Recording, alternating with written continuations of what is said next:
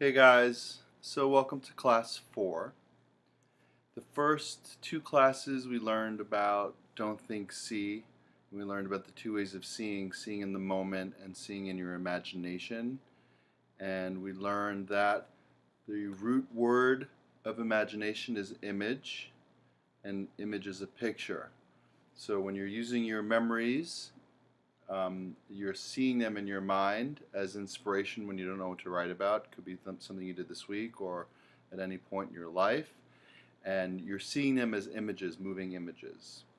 So this class, I'm going to teach you exactly what an image is and how to create the image, not only so the reader could see it in their imagination, but they can almost feel like they're in the image. And another thing is, a lot of times teachers will say add more details, add more details. And the reason why you want the details is so, again, the reader can see and feel like they're in the images and they're in the story. And there's a bunch of ways to do that. Being clear on what an image is and how to create them is a big part of it. So this exercise is called the 7 elements of an image. And what I'm going to do is I'm going to explain the elements, and I want you to write them down while you're watching this, and write it in a place in your journal that you can refer back to. And what you're going to do is this week you're going to continue journaling, you're going to continue writing like you talk, either seeing in the moment or practice more writing from your memories and being in the memory. Like if you're playing in a sporting game and you can take yourself to moments in the game, or playing music and practicing, or doing things that you enjoy or that are challenging, or just think about all the things you do during the day, or notice memories from last year or when you were younger, and go into the image as if it's happening now and practice using this exercise I'm about to teach. So the 7 elements of an image, or another way I describe it is it's like the 7 parts of a picture. I'll keep using the terminology elements of an image. The first, and it doesn't have to go in order when you're writing, but this is the logical order. And then when you're journaling, I want you to pause at times and refer back to the list to make sure you've gotten all of these 7 as you're writing, so you're used to them. Okay. The first element of the image, or if you're writing your list of 1 through 7, number 1 is setting. And the definition of setting is, where am I? I'm driving in the car, I'm in the back seat, I'm 10, 11, maybe I'm 8. My brother's next to me and we're fighting over a piece of gum. I'm walking through the farmer's market. It's about 10 in the morning. The sun is really hot. I'm with my kids and my wife. We're meeting up with some friends. The farmer's market in the Palisades. I'm in the bathroom flossing my teeth, looking at my hair in the mirror, what's left of it. The setting is where you are. It's pretty self-explanatory. Number 2, it's called set dressing. And the definition is big objects. So if you think of the setting as like a movie set, so let's say the movie set is a classroom. So if you build the set, you have to build the walls and the ceiling and the floor. And that's your set. And then you have to dress the setting or dress the set with big objects that will make it feel like a classroom. So you have to bring in desks and the teacher's desk and the blackboard and those motivational posters on the wall, and maybe if there are windows you need to put trees outside or cars, whatever it is that makes it feel like you're in a classroom. So number 2 again is set dressing, and the definition is big objects. So I'm at the farmer's market, I'm standing at I'm in a booth that sells stone fruit, peaches, plums, and the plums are stacked in front of me, and I'm basically walking around, and each section has a different, there's like 60, hundreds of different fruits. And I guess the dressing would be not just this, specifically would be the fact that they're on tables, the fruit set up on tables, and there's a white canopy that covers the stand. If I'm in the bathroom looking at the mirror, flossing, Next to me is a white porcelain tub standing up on four legs. And there's a cabinet behind me holding all a old wooden cabinet from France that my mother gave us. Even if I'm driving in the car, what are the big objects in the car? Could be when I look out the window, I see there's a Porsche driving up next to us with an old guy who's singing at the top of his lungs. Or we're driving along. Actually, when I used to drive to my grandparents' house, we would always pass this garbage dump. So I see the huge mound and, filled with piles and piles of garbage. Okay, so you get the idea for set dressing. Now, number 3 is called set props. And the props are little objects in the setting, little enough that if you pick them up, they would fit within the palm of your hand. So when I'm at the farmer's market, on the table there is a box of toothpicks, and there's actually cherry pits all over the floor because people are too lazy to throw them in the garbage. When I'm in the bathroom, there's toothpaste on the sink that my son, when he's done brushing his teeth, there's always a glob of toothpaste in the sink.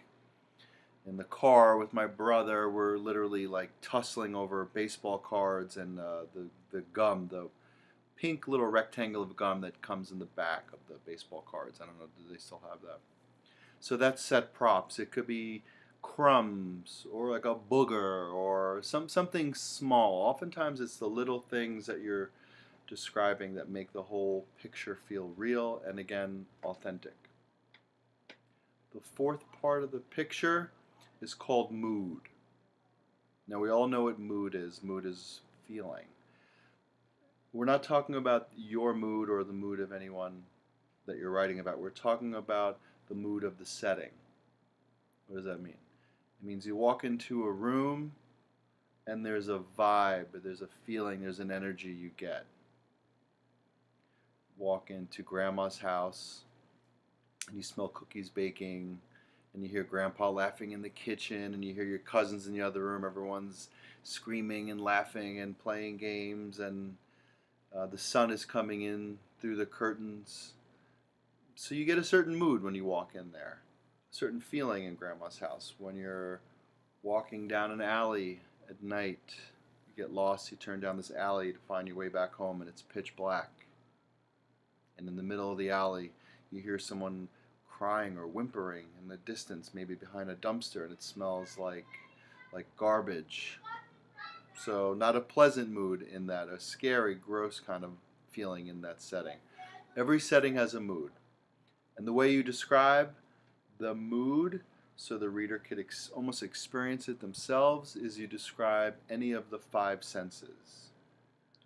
So again, number 4 is mood, and the definition will be sounds, smells, lighting. So the sense of sight, since this is all seeing really, for the sense of sight we'll talk about the lighting. Where is the light coming from? What's the light source? So the dark alley, there's no light. The sun coming in through the lace curtains. It's a cloudy day, but the sun is peeking through. Or when I talked about the farmer's market, I think I said it was bright and sunny. So those are 3 of the senses. And then the 4th sense, the sense of touch, we'll talk about feeling, but it's not emotional feeling. It's like I'm sitting here and I feel the overhead fan blowing on my arms.